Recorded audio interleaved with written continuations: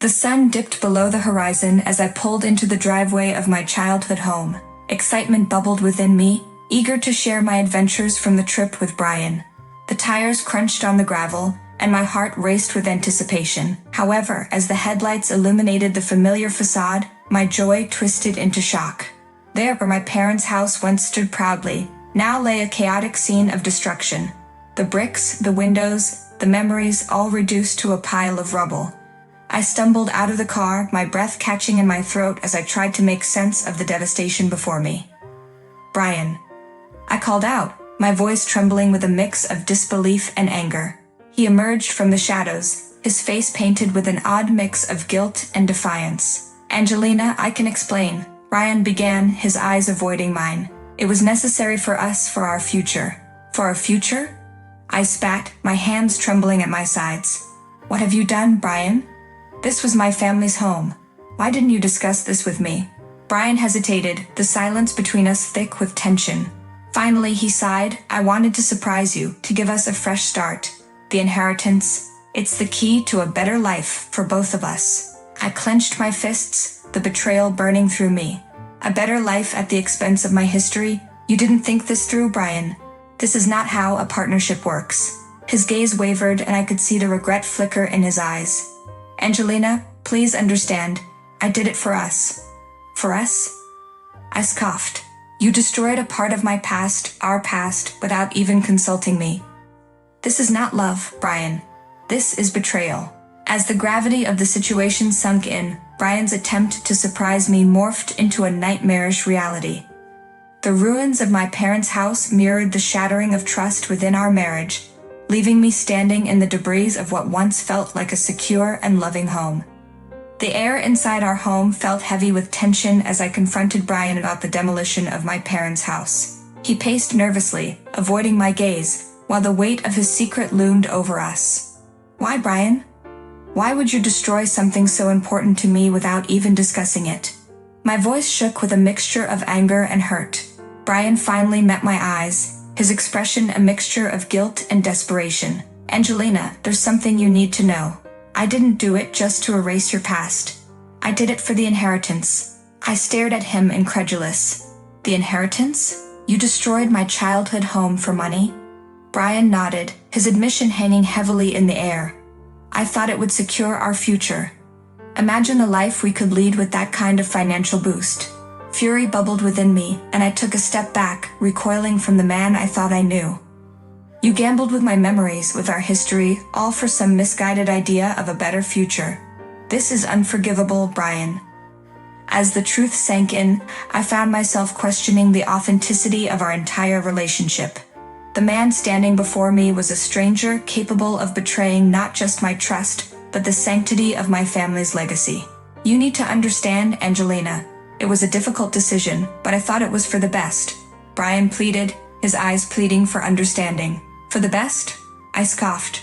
"The best would have been discussing it with me, your wife, before making such a monumental decision. You jeopardized everything for your own selfish desires." The room fell into an uncomfortable silence, broken only by the creaking of the floorboards beneath us. The revelation of Brian's motives left our marriage hanging by a thread, the trust we once shared shattered beyond repair. The realization of the depth of his betrayal sank in, and I knew that moving forward would require more than just explanations. The foundations of our relationship had crumbled alongside my childhood home, leaving me grappling with the wreckage of the life I thought we had built together. The echoes of the demolished house lingered in the air as I grappled with the shocking revelation of Brian's betrayal. The home that once held cherished memories was gone, and our marriage faced an uncertain future. Memories of caring for my terminally ill mother intensified the pain, and I couldn't help but question Brian's sincerity during those difficult times. One evening, with the weight of recent events heavy on my shoulders, I found myself sitting across from Brian in our now tense home. The room felt colder, the air thick with unspoken words. "Why, Brian?" I finally broke the silence. "When my mother needed us the most, you were distant, reluctant. I moved in to care for her, and you showed no support. What was holding you back?" Brian sighed, avoiding eye contact. "Angelina, it was a challenging time for both of us. I didn't know how to handle it. Handle it? I scoffed. I needed you, Brian. We were supposed to be a team. Instead, you acted like it was a burden. He looked down, guilt etched across his face. I didn't handle it well, I admit. But you have to understand, it was overwhelming. Overwhelming. The word hung in the air, a feeble attempt to justify his actions. The reality of his reluctance during those crucial moments left me grappling with a sense of abandonment. You could have communicated, Brian. We could have faced it together. I insisted, frustration seeping into my voice. Brian looked up, his eyes pleading for understanding. I didn't know how to help. I felt helpless. His admission didn't soothe the wounds. Instead, it revealed a deeper fracture in our relationship. The lack of support during my mother's illness highlighted a profound disconnect between us. As the conversation continued, it became clear that Brian's reluctance extended beyond my mother's illness. It seeped into the very fabric of our marriage, a revelation that left me questioning the foundation of our relationship. The room held an uncomfortable stillness, the weight of our unspoken truths hanging in the air. The demolished house was a physical manifestation of the shattered trust between us. And as I sat there, I wondered if our marriage could weather the storm of these revelations. The funeral preparations were underway, the air thick with grief and the heavy scent of lilies. As we navigated the difficult process of saying our final goodbyes to my mother, Brian's disrespectful behavior cast a dark shadow over the somber occasion. Brian, we need to decide on the arrangements, I said, my voice a mixture of sadness and frustration. This is not the time for your indifference. He shrugged, a careless gesture that fueled my anger. Why does it matter? Funerals are for the living, not the dead. His callous words cut through me, the lack of empathy shocking. My patience waned as we attempted to organize the memorial service. I can't believe you're acting like this, I whispered, my eyes pleading for him to understand the gravity of the situation. Brian rolled his eyes. I'm not in the mood for drama, Angelina. Can't we just get this over with? His indifference stung, an unwelcome reminder of the emotional distance that had grown between us. The contrast between my grief and his apathy felt like a betrayal in itself. As the days passed, the funeral looming closer, Brian's behavior took a darker turn. I discovered he had attempted to sell my mother's belongings without my permission, treating her possessions like mere commodities. What is wrong with you, Brian?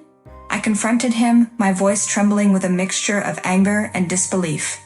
They're just things, Angelina. I thought we could use the money, he replied callously. Fury surged within me. Use the money? These are my mother's belongings, not some pawnshop merchandise. Have some respect. His indifference persisted, leaving me to navigate the funeral preparations with the help of my brother, children, and close friends. Brian's absence during these trying times only deepened the emotional chasm between us. The day of the funeral arrived, the air heavy with sorrow. As we gathered to say our final goodbyes, Brian's disrespectful behavior continued. He refused to sit in the family section, distancing himself from the solemn occasion. You're my husband, Brian. Show some respect and sit with the family, I pleaded. He scoffed. I'm not a blood relative. Why should I sit there?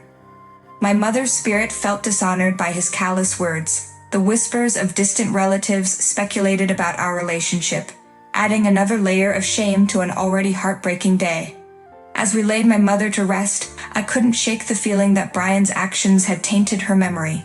The funeral became a battleground of grief and disrespect, and I found myself questioning whether our marriage could survive the aftermath of such a dishonorable departure. The aftermath of the funeral left me grappling with the emotional wreckage of not only losing my mother, but also the deterioration of my marriage. Brian's disrespectful behavior had stained the solemn occasion, leaving a lingering sense of betrayal in its wake. Days later, as I tried to make sense of our fractured relationship, an unexpected twist unfolded. The narrative took an unexpected turn when Brian's own home, the place that harbored his secrets, faced a fate similar to my childhood home.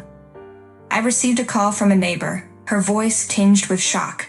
Angelina, you need to come. Brian's house is being demolished. Rushing to the scene, I was met with the surreal sight of trucks labeled with demolition company names and heavy machinery tearing down the walls of what was once Brian's sanctuary. The disbelief mirrored the emotions I had felt when I first saw my parents' house in ruins. What is happening, Brian? I demanded, my voice edged with a mix of curiosity and frustration. Brian stood amidst the chaos, his face a reflection of the shock he had once witnessed in mine. It's my father. He decided it was time for a fresh start, just like I did with your parents' house. The irony was not lost on me. The man who had orchestrated the demolition of my family's home was now facing a similar fate himself. The tables had turned and the repercussions of his actions were now crashing down on him. I can't believe you didn't tell me about this, I said, my voice a mixture of astonishment and resentment. Brian's eyes avoided mine and he mumbled, I thought it was for the best. We'll have a new beginning. A bitter laugh escaped me. A new beginning, just like the one you envisioned when you destroyed my parents' house without my consent. Brian's silence spoke volumes, and I couldn't help but feel a strange sense of satisfaction seeing him face the consequences of his own actions. As his home crumbled around him, Brian and his mother were left to pick up the pieces of their lives. Rumors spread within the community, and the whispers about their misfortune became the talk of the town. I confronted Brian, my voice firm. You're reaping what you sowed, Brian, just like you did with my family's home. His expression wavered between regret and defiance. It's not the same, isn't it? I retorted. The destruction you caused came back to haunt you.